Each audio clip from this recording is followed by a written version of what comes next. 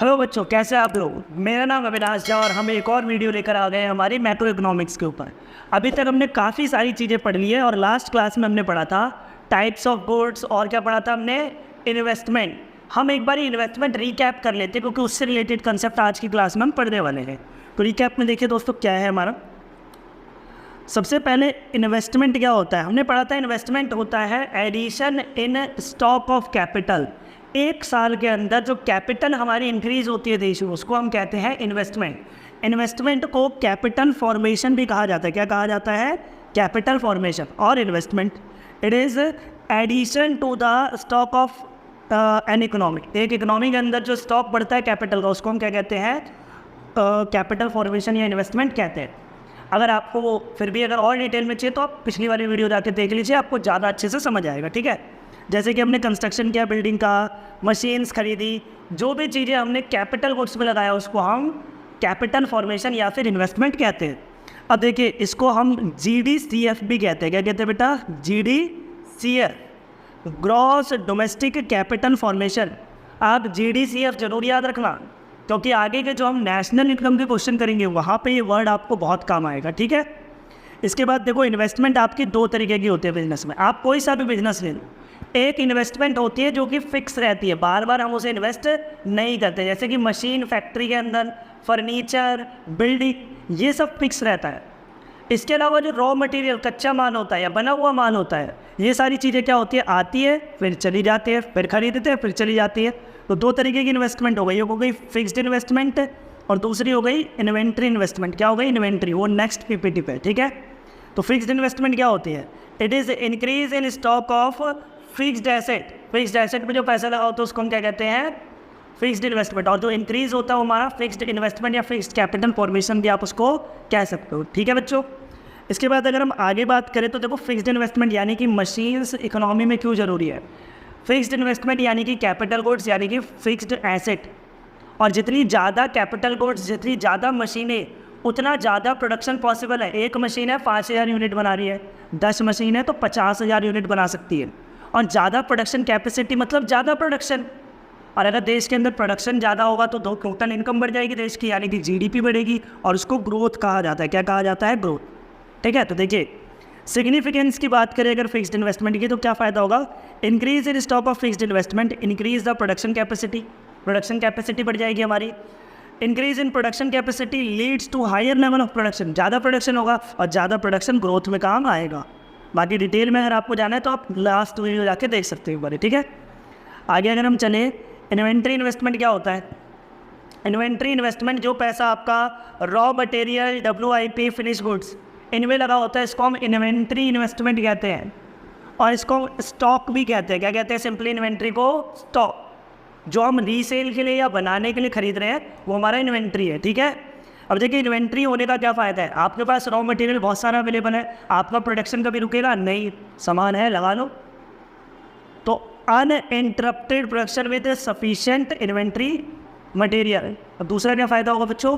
दूसरा फ़ायदा होगा अगर आपके पास सफिशिएंट स्टॉक होगा तो मार्केट में प्राइस चाहे बढ़े चाहे घटे, अपने को कोई फ़र्क पड़ने वाला नहीं है। अपन तो पहले से खरीद के रखा हुआ है सामान बहुत सारा, तो अपना कुछ बिगड़ने वाला नहीं है। मार्केट में जो प्राइस फ्लक्चुएशन होगी, जो प्राइस अनसर्टेनिटी बनी रहती है, अनसर्टेनिटी और प्राइस फ्लक्चुएशन, उससे हमें कोई दिक्कत नहीं होगी। प्राइस बढ़े प्राइस घटे, हमने तो खरीद के रखा हुआ है, हमारा प्रोडक्शन रुकने वाला नहीं। क्लियर है? आगे चलते हैं। तो ये तो हमने इतना तो लास्ट क्लास में पढ़ लिया था। अब हम आगे की बात करते हैं। आज की क्लास में हम नया क्या पढ़ने वाले हैं। सबसे पहले देखिए ग्रॉस इन्वेस्टमेंट और नेट इन्वेस्टमेंट का कंसेप्ट पढ़ेंगे। क्या पढ़ेंगे? ग्रॉस और नेट। ग्रॉस और नेट में बहुत माइनर सा डिफरेंस है। अगर आपको ग्रॉस से नेट पर जाना है, सिर्फ इन्वेस्टमेंट की बात नहीं, कुछ भी ग्रॉस है और नेट पर जाना है मैक्रो इकोनॉमिक्स के अंदर, तो क्या करना है आपको? ग्रॉस से नेट पे जाते वक्त डेप्रीशिएशन माइनस कर देना है। क्या माइनस कर देना है? डेप्रीशिएशन। और अगर आपको नेट से ग्रॉस पे आना है तो आपको डेप्रीशिएशन ऐड कर देना है। क्लियर है? अभी इसे समझेंगे ऐसा क्यों कर रहे हैं, मगर पहले क्या करना है। इसे ग्रॉस से नेट पे जाते हैं और डेप्रीशिएशन माइनस, नेट से ग्रॉस पे आते वक्त डेप्रीशिएशन ऐड। यही फ़र्क है। देखिए ग्रॉस और नेट में लिखा हुआ है gross investment, it means addition to stock before deducting depreciation. Depreciation minus करने से पहले जो टोटल हमारा एसेट है, टोटल हमारी मशीनें ऐड हुई है एक देश के अंदर, उसको हम क्या कहते हैं? ग्रॉस। वही पुराना अपना एग्जांपल, स्टार्टिंग में हमारे पास 10 लाख की मशीन थी, एंड में हमारे पास 12 लाख की मशीन है, 2 लाख की मशीन बढ़ गई, बढ़ी कि नहीं बढ़ी? बढ़ गई सर। तो ये ग्रॉस है, क्योंकि अभी हमने यहाँ पे एक बात नहीं की कि हमारी जो मशीनें हैं उनकी वैल्यू कम हो गई है। 12 लाख नहीं होगी, ये कम होकर मान लो कि 11.5 लाख ही बची होगी। इसमें से कुछ मशीनें हमने इस्तेमाल की तो उसकी वैल्यू कम हो गई ना, तो वही थोड़ी थी जो पहले थी, टाइम गया, हमने यूज़ किया, उसकी वैल्यू कम हो गई। तो देखो हमें दिख रहा है 2 लाख, मगर एक्चुअल में कितना बढ़ा है? सिर्फ 1.5 लाख ही बढ़ा है। ठीक है, हमने कहा स्टार्टिंग में 10 लाख की मशीन थी, अभी 12 लाख की है, तो 2 लाख बढ़ गया, मगर एक्चुअली में उस 12 लाख की वैल्यू कितनी बची है? मार्केट में सिर्फ 11.5 लाख बची है। क्यों?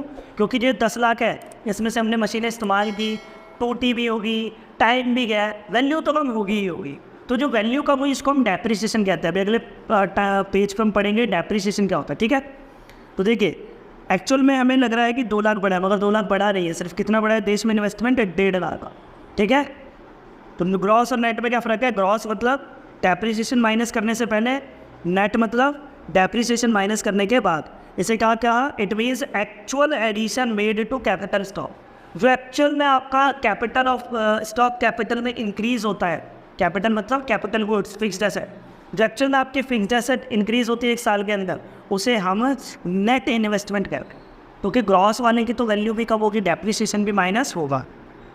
ठीक है, अब एक बार हम बात कर लेते हैं कि डेप्रिसिएशन क्या होता है। देखिए डेप्रिसिएशन की अगर हम बात करें, depreciation refers to fall in the value of fixed asset.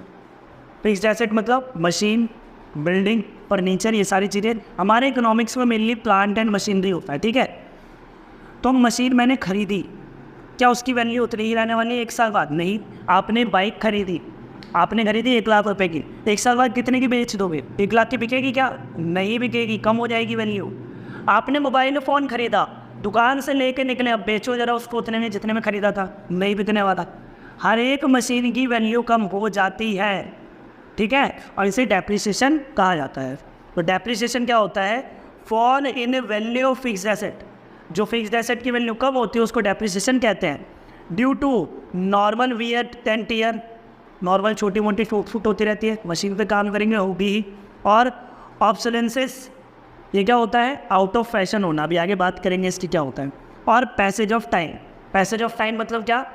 Time जाएगा, वैल्यू कम होगी। मैंने बाइक खरीदी 10 लाख रुपए की और मैंने कमरे में बंद करके रख दी, भाई इतनी बाइक महंगी बाइक है, क्या करेंगे चला के, और मैंने हमसे 10 साल तक उस जगह को खोला ही नहीं, बाइक वैसे ही खड़ी रही, मैंने यूज़ भी नहीं किया, उसमें टूट फूट भी नहीं हुई, फिर भी उसकी वैल्यू कम हो गई। क्यों हो गई? 10 साल पुरानी बाइक है, टाइम जा चुका है, टाइम पास हो चुका है उसका, तो अब उसकी वैल्यू कम हो जाएगी। तो क्या क्या कारण होते हैं आपके डेप्रिसिएशन के? Normal wear and tear, obsolescences, passage of time, और एक और होता है यूज़ ऑफ एसेट। ये सबसे बड़ा कारण होता है, use of asset. Asset use करोगे उसकी वैल्यू कम होगी ही होगी। ठीक, depreciation is known by other names. अब देखो डेप्रिसिएशन के और कौन कौन से नाम है। एक नाम है करंट रिप्लेसमेंट फंड, हमने मशीन लगा रखी है, उसका हम डेप्रिसिएशन क्यों कैलकुलेट कर रहे हैं? एक तो हमारी एसेट की वैल्यू कम हो रही है इसलिए, दूसरा क्या, जितना उसमें डेप्रिसिएशन लगता है उतना पैसा इकट्ठा करते रहते हैं कि जब वो मशीन ख़त्म हो जाएगी तो हम नई मशीन खरीद के लेंगे, क्योंकि हमने पैसा इकट्ठा कर रखा है। और अगर हमारी मशीन की वैल्यू ख़त्म हो गई, मशीन ख़त्म हो चुकी है और अब मुझे नई मशीन चाहिए और मैंने पैसा इकट्ठा नहीं कर रखा, तो क्या मैं नई मशीन खरीद पाऊँगा? मुश्किल हो जाएगी। तो देश के अंदर टोटल कैपिटल कम हो जाएगी ना, फिक्स्ड कैपिटल, वो नहीं होने देनी। तो इसीलिए क्या है, इसे हम करंट रिप्लेसमेंट फंड भी कहते हैं। और क्या कहते हैं? Replacement cost for fixed capital, same similar thing है। फिक्स्ड कैपिटल फिक्स्ड एसेट को रिप्लेस करेंगे, वही डेप्रिसिएशन है। और क्या है? Consumption of fixed capital, fixed capital यानी कि मशीन, उसका हम कंजप्शन कर रहे हैं, इसको भी डेप्रिसिएशन कहा जाता है। कैपिटल कंजप्शन अलाउंस और डेप्रिसिएशन तो आपको पता ही है, तो नाम याद रखना। ज़्यादातर जो आपको देखने को नाम मिलने वाले हैं, एक तो डेप्रिसिएशन मिलने वाला है और मिलने वाला है कंजप्शन ऑफ फिक्स्ड कैपिटल। ठीक है, बाकी भी मिल सकते हैं मगर ज़्यादातर आपको यही नाम देखने को मिलेंगे डेप्रिसिएशन के, जब आप क्वेश्चंस करोगे तब। ठीक है, तो डेप्रिसिएशन क्या होता है, उम्मीद करता हूँ समझ आ गया होगा। एसेट की वैल्यू कम होती है यूज़ करने की वजह से, टाइम जाने की वजह से, उसको हम डेप्रिसिएशन कहते हैं। अब देखो डेप्रिसिएशन के कारण बता दिए मैंने आपको। ऑब्सलीट होना, फैशन से चले जाना है या उसकी टेक्नोलॉजी आउटडेटेड हो जाना, उसको हम क्या कहते हैं, ऑब्सलीट या ऑब्सोलेंसिस कहते हैं। और क्या होता है, wear and tier. Acid use करेंगे तो टूट फूट नहीं होगी, तो पॉसिबल है ही नहीं, तो वैल्यू कम होती है उसकी वजह से। पैसेज ऑफ टाइम, टाइम जाएगा वैल्यू कम होगी। Use of asset, asset use करोगे तो वैल्यू तो कम होनी ही है। तो आपके डेप्रिसिएशन के कारण है, इन कारणों की वजह से डेप्रिसिएशन लगता है। ठीक है, अब अगर मैं आपको बताऊं, देखो अभी हमने क्या पढ़ा था, ग्रॉस और नेट। क्या बताया था मैंने कि ग्रॉस से अगर हमें नेट पे जाना हो तो क्या करेंगे, डेप्रिसिएशन माइनस कर देंगे, और नेट से हमें ग्रॉस पे आना हो तो डेप्रिसिएशन प्लस कर देंगे। ठीक है, ये बात तो आपको समझ आई गई थी। उसके बाद मैंने क्या बताया था, इन्वेस्टमेंट। इन्वेस्टमेंट जो आपका होता है उसको हम GDCF कहते हैं। क्या कहते हैं, GDCF। पीछे जाके आप देख सकते हो क्या था, ग्रॉस डोमेस्टिक कैपिटल फॉर्मेशन। क्या था, ग्रॉस डोमेस्टिक कैपिटल फॉर्मेशन। ये दो पार्ट में डिवाइडेड है। एक तो है आपका फिक्स्ड इन्वेस्टमेंट, क्या है बच्चों, फिक्स्ड इन्वेस्टमेंट, और दूसरा है इन्वेंट्री इन्वेस्टमेंट। क्या है, इन्वेंट्री इन्वेस्टमेंट। ठीक, अब फिक्स्ड इन्वेस्टमेंट मशीनों में जो पैसा लगा हुआ है, और इन्वेंट्री इन्वेस्टमेंट जो आपका पैसा लगा हुआ है किसमें, और सामान में। जो फिक्स्ड इन्वेस्टमेंट है उसको हम gross domestic fixed capital formation कहते हैं। क्या कहते हैं, gross domestic fixed capital formation. ये नाम आपको याद करने पड़ेंगे क्योंकि ये क्वेश्चंस की कैलकुलेशन में आते हैं। शॉर्ट में अगर बताऊं तो ये क्या बन गया आपका, GDFCF। क्या बन गया, GDFCF, gross domestic fixed capital formation. और जो इन्वेंट्री इन्वेस्टमेंट है उसको हम चेंज इन स्टॉक कहते हैं। क्या कहते हैं, चेंज इन स्टॉक। ठीक है बच्चों, अरे बात समझ। अब ये जो आपका GDFCF है ये तो ग्रॉस है, ग्रॉस की जगह नेट भी तो दे सकते हैं, ऐसा लिखा होगा, net domestic fixed capital formation. क्या दिया हुआ है आपको, NDFCF, net domestic fixed capital formation. और दूसरा, अब बताओ, नेट से ग्रॉस पे जाना है तो क्या ऐड करना पड़ेगा, डेप्रिसिएशन लिखा है ना, नेट से ग्रॉस पे जाना है तो डेप्रिसिएशन प्लस करना पड़ेगा। तो आपको NDFCF में डेप्रिसिएशन ऐड करोगे तो GDFCF निकल जाएगा। क्या निकल जाएगा, GDFCF। देखो इधर, GDFCF चाहिए हमको, तो हमें क्या करना पड़ेगा, NDFCF पे डेप्रिसिएशन ऐड करना पड़ेगा। GDCF क्या है, GDFCF क्या है, GDFCF है gross domestic fixed capital formation, और NDFCF क्या है, net domestic fixed capital formation. Net से ग्रॉस पे जाना है तो क्या करना है, डेप्रिसिएशन ऐड करना है। ठीक है, तो हमने क्या करना है, NDFCF में डेप्रिसिएशन ऐड करना है, ग्रॉस निकल कर आ जाएगा, और जो भी आएगा ग्रॉस उसमें हम चेंज इन स्टॉक ऐड करेंगे तो हमारा इन्वेस्टमेंट यानी कि GDCF निकल कर आ जाएगा। क्लियर है, चलिए तो इसमें एक बार हम शॉर्ट में इसका फॉर्मूला लिख लेते हैं। देखो, GDCF यानी कि ग्रॉस डोमेस्टिक कैपिटल फॉर्मेशन के लिए आपको NDFCF चाहिए यानी कि net domestic fixed capital formation, depreciation चाहिए जिसको कंजप्शन ऑफ फिक्स्ड कैपिटल भी कहा जाता है, और चाहिए चेंज इन स्टॉक। क्या चाहिए, चेंज इन स्टॉक। ठीक है, चेंज इन स्टॉक कैसे निकालते हैं हम, चेंज इन स्टॉक निकालते हैं वो closing stock minus opening stock. कैसे निकालते हैं, closing stock minus opening stock. अब देखो ये आपको अभी हमने पढ़ा है, हम जब नेशनल इनकम के चैप्टर्स में घुसेंगे तब वहाँ पे भी हम एक बार इसको पढ़ेंगे, क्योंकि ये जो आपका फॉर्मूला है ना काफ़ी काम का है, काफ़ी। ठीक है, तो इसीलिए आपको इसको ध्यान रखना है करते हुए। चलिए आगे चलते हैं। तो हमारा ये हो गया कि ग्रॉस और नेट क्या होता है। ग्रॉस मतलब डेप्रिसिएशन माइनस करने से पहले, नेट मतलब डेप्रिसिएशन माइनस करने के बाद। फिर हमने डेप्रिसिएशन समझ लिया। डेप्रिसिएशन क्या होता है, एसेट यूज़ करोगे वैल्यू कम होगी, टाइम जाएगा वैल्यू कम होगी, टूट फूट होगी वैल्यू कम होगी, और भी नाम है उसके, ये रहे। इसके बाद हमने पढ़ा कि कॉजेज़ क्या है, 4 कारण हैं डेप्रिसिएशन के, ऑब्सलीट हो जाना, wear tear, out of fashion, passage of time. अब देखिए एक चीज़ है, रिजर्व फंड फॉर डेप्रिसिएशन। ये क्या होता है, मैंने अभी आपको बताया था कि जितना हम डेप्रिसिएशन लगाएंगे, देखो मैं आपको एक एग्जांपल से समझाता हूँ। मैंने 10 लाख की मशीन खरीदी बच्चों, और इसकी जो यूज़फुल लाइफ है, मतलब जब तक ये मशीन चल जाएगी वो 10 साल है। हम बाइक वाइक खरीदते तो बता देते ना कितने साल तक ये चलेगी, उसके बाद एक्सपायर हो जाएगी।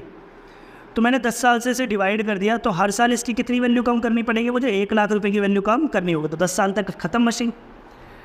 जैसे जैसे मैं 1 लाख की वैल्यू कम करूँगा, यानी कि ये क्या है? डेप्रिसिएशन है। क्या है? डेप्रिसिएशन। तो जितना मैं डेप्रिसिएशन लगाता जाऊँगा उतना ही पैसा मैं एक अकाउंट में डालता जाऊँगा। उससे क्या होगा कि जिस दिन 10 लाख की मशीन की वैल्यू पूरी तरीके से ख़त्म हो जाएगी, मशीन ख़त्म हो जाएगी, उस दिन मेरे पास 10 लाख रुपए होंगे कि मैं नई मशीन खरीद कर ले आऊँ। तो जो मैं डेप्रिसिएशन लगा रहा हूँ उतना पैसा मैं एक अकाउंट में, एक फ़ंड में डाल रहा हूँ, उसको रिज़र्व फंड फॉर डेप्रिसिएशन कहा जाता है, या फिर डेप्रिसिएशन रिजर्व फंड भी कहा जाता है। ठीक है, पढ़ते हैं। It is the amount kept produce equivalent to depreciation. Kept aside होना चाहिए यहाँ पे, kept aside, equivalent to depreciation. Equivalent to depreciation मतलब जितना डेप्रिसिएशन लगेगा उतना for replacement of fixed asset, यानी कि जब मशीन खत्म हो जाएगी तो उसको बदलने के लिए मेरे पास पैसा होना चाहिए। देखो डेप्रिसिएशन रिजर्व फंड का क्या फ़ायदा है? अगर मैं नहीं बनाता हूँ तो लास्ट में मेरे पास पैसा नहीं होगा खरीदने के लिए, मैं नहीं खरीद पाऊँगा, और मैं नहीं खरीद पाऊँगा तो देश के अंदर उतनी फिक्स्ड इन्वेस्टमेंट कम हो जाएगी। और फिक्स्ड इन्वेस्टमेंट कम होना मतलब क्या? प्रोडक्शन कैपेसिटी कम होना। प्रोडक्शन कैपेसिटी कम होना मतलब प्रोडक्शन कम होना, और प्रोडक्शन कम होने से क्या हो जाएगा? ग्रोथ में कमी आ जाएगी।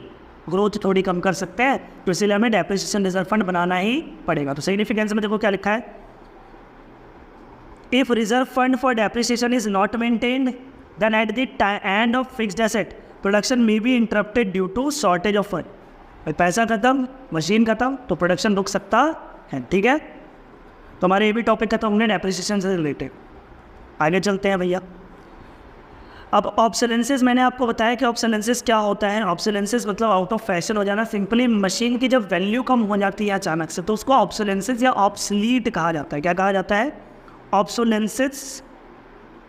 कहाँ भाग गया भाई, कहाँ भाग गया? रुक जा, भाग रहा है। ऑब्सोलेंसेस या फिर ऑब्सलीट, इसका मतलब क्या होता है? No longer useful. अब वो मशीन यूज़फुल नहीं है, वो चीज़ यूज़फुल नहीं है। ठीक है, आउटडेटेड हो चुका है वो। तो देखिए, अब जो ऑब्सोलेंसेस होते हैं वो 2 टाइप के होते हैं, एक्सपेक्टेड और एक अनएक्सपेक्टेड। आप बताइए, आपने स्मार्टफोन खरीदा है, अभी इनमें कई सारे लोगों से स्मार्टफोन में ये वीडियो भी देख रहे होंगे। तो जो स्मार्टफोन आपने खरीदा है, जब खरीदा था आपको पता नहीं था कि इसमें नए, अब जो मैंने खरीदा है 20,000 का, 10,000 का, कुछ टाइम बाद नया फ़ोन आएगा, इससे सस्ता आएगा और इससे ज़्यादा फीचर वाला आएगा। हम सबको पता है हमारा फ़ोन क्या हो जाएगा? आउटडेटेड हो जाएगा ना। तो हमें पता होता है, तो वो होगा एक्सपेक्टेड। मगर क्या आपको पता है कि फ़ोन चोरी हो सकता है? हमें पता है, मतलब ऐसा तो हम एक्सपेक्ट करके नहीं चलते ना, मेरा फ़ोन चोरी हो जाएगा, मेरे फ़ोन में आग लग जाएगी, ऐसी चीज़ें हम एक्सपेक्ट नहीं करते। तो जो एक्सपेक्टेड होता है वो इधर आ गया आपका ऑब्सोलेंस में, और जो अनएक्सपेक्टेड होता है वो उधर। अब देखो कौन कौन सी चीज़ें हैं। एक्सपेक्टेड की बात करें, हमें पता है कि टेक्नोलॉजी चेंज होगी, नया फीचर आएगा ना फ़ोन में, तो ये तो एक्सपेक्टेड है, इसकी वजह से कम होगा, तो एक्सपेक्टेड ऑब्सोलेंसेस कहलाएगा। डिमांड पैटर्न चेंज होगा। देखो भाई, डिमांड भी तो चेंज होते हैं, लोगों का टेस्ट बदलता रहता है। पहले बच्चा ऑफलाइन पढ़ के खुश थे, अभी ऑनलाइन पढ़ के खुश हैं। पहले बच्चों के जो डिमांड थे वो क्या होते थे? खिलौने दिला दो भैया, वो यो दिला दो, यो आया करता था, कैसे फेंक के खेला करते थे बच्चे। ठीक है, आज के टाइम के बच्चों की क्या डिमांड है? फ़ोन चाहिए, वो भी आईफोन चाहिए। ठीक है, तो डिमांड बदलती रहती है, डिमांड बदल जाएगी तो भी ऑब्सोलीट हो जाएगा, और आउट ऑफ फैशन जाएगा तो ऑब्सोलीट तो हो ही जाएगा। ठीक है, और ये सब एक्सपेक्टेड है, सब हम जानते हैं कि होगा ही होगा। तो ये जो एक्सपेक्टेड आपका ऑब्सोलेंस होता है, इसको हम क्या कहते हैं? डेप्रिसिएशन कहते हैं। क्या कहते हैं? डेप्रिसिएशन। अगर हम अनएक्सपेक्टेड की बात करें, ड्यू टू नेचुरल कैलेमिटीज, आग लग गई, बाढ़ आ गई, भूकंप आ गए, इनकी वजह से अगर मेरी मशीन की वैल्यू ख़त्म हो गई तो, या चोरी हो गई, तो इन्हें हम अनएक्सपेक्टेड कहेंगे, क्योंकि हम ऐसा एक्सपेक्ट करके कभी भी नहीं चलते। और जो एक्सपेक्टेड वाला तो उसको डेप्रिसिएशन कहा जाता है, मगर जो अनएक्सपेक्टेड है उसको हम कैपिटल लॉस कहते हैं, क्योंकि उसमें हैवी लॉस हो गया, अपने को भारी नुकसान हो गया भैया जी। ठीक है, इसके बाद अगर बात करें कंपनसेट, तो डेप्रिसिएशन के लिए हम कहाँ से पैसा निकालते हैं? डेप्रिसिएशन रिजर्व फंड में पैसा डालते रहते हैं ना, वहाँ से निकाल लेंगे। मगर जब कैपिटल लॉस होता है, आग लग जाते हैं, चोरी हो जाते हैं, तो हम इंश्योरेंस करा के रखते हैं ना उसके लिए। तो इसका कहाँ से आपका कंपनसेट होगा? Insurance of fixed asset. ये है एक्सपेक्टेड और अनएक्सपेक्टेड। एक बार दोबारा से देख लेना। तो बच्चों आज की वीडियो यही तक। आज की वीडियो में हमने क्या क्या पढ़ लिया? हमने पढ़ लिया कि ग्रॉस नेट में क्या डिफरेंस होता है, हमने पढ़ा डेप्रिसिएशन क्या होता है, और हमने क्या पढ़ा कि डेप्रिसिएशन रिजर्व फंड क्या होता है और उसकी क्या सिग्निफिकेंस है, और हमने लास्ट में पढ़ा कि ऑब्सोलेंसेस क्या होते हैं और एक्सपेक्टेड और अनएक्सपेक्टेड ऑब्सोलेंसेस क्या होते हैं। अगली क्लास में हम नया टॉपिक पढ़ेंगे और इसी के साथ आज की वीडियो का